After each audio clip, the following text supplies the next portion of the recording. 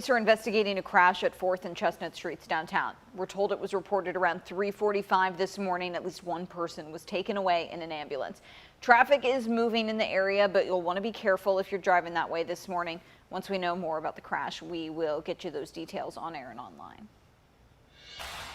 Based upon, though, the allegations here and the fact that this did result in the death of a 5-month-old child, I am going to set bond as requested by the state at $1 million at this time.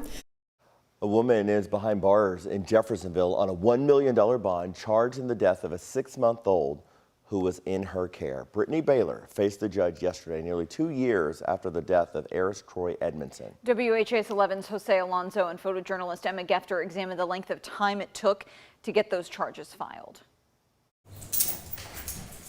35-year-old Brittany Baylor was arraigned on Wednesday at the Clark County Circuit Court. These are images the mother of the child shared with us of her son. We asked the Indiana State Police why the arrest was made nearly 2 years after the crime was committed. They told us that they handed the case over to the Clark County prosecutor in September of that same year in 2022. County prosecutor is really the top law enforcement officer in each county. So sometimes they want to get as much information, as many facts as they can before they make their final determination. So in this case, we immediately commenced an investigation, and just as soon as we had received the information that we had requested to sort of wrap up that investigation, we filed the charges within days of receiving that. The state police took over the investigation per the request of the Jeffersonville Police Department. Now justice could soon be brought forth for this infant's family. In Clark County, Jose Alonso, WHAS 11 on your side. Baylor is now facing felony charges of aggravated battery resulting in death and neglect of a dependent resulting in death. She's due back in court June the 18th. Here in Jefferson County, a judge is now reviewing the bond set for Rachel Flannery. She is charged with abusing babies at the Norton Commons daycare where she worked. Flannery was back in court yesterday trying to get her $25,000 bond reduced. She was arrested in September of 2022 after police say surveillance video showed her abusing children at the Vanguard Academy. The judge has not yet ruled on that bond reduction. She's expected back in court in August.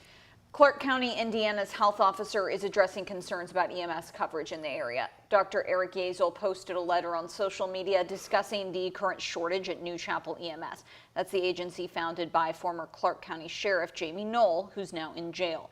In the letter, Yazel says they've instituted several initiatives to mitigate the strain on the system from New Chapel's current shortage and protect citizens if issues worsen. Yazel says the health department is allowing alternative providers to provide service for transfers and non-emergencies and maximizing resources to help partners who help with EMS response. He goes on to say since June 1st, one prolonged response time of 20 minutes has been reported. Yazel says they'll continue to monitor those response times. Police are trying to identify who ran the red light in a crash that claimed the lives of 2 elderly people. It happened yesterday in Hillview just after 3:30 at the intersection of Preston Highway and Old Preston. Police say a witness told them the light at the intersection was flashing red, which, as you know, makes it a 4-way stop. Witnesses reported one car went through the light and hit another car at the intersection. An elderly man and woman were in one car, and they died at the scene. The other driver was taken to a local hospital with serious injuries. As we get into this busy summer travel season, police are asking you to pay attention on the roads so crashes like this can be avoided. Unfortunately, these do happen, and what I have found in nearly a decade of police work is that when I investigate these type of incidences, most of the time they are avoidable. The intersection was shut down for several hours while police investigated, but it is now back open. Less than 2 hours after that, a motorcyclist was taken to a local hospital in critical condition after a crash near the Expo Center. Investigators say the motorcyclist and car collided on Preston Highway at Union Avenue. Everyone involved did stay at the scene, and no charges are expected.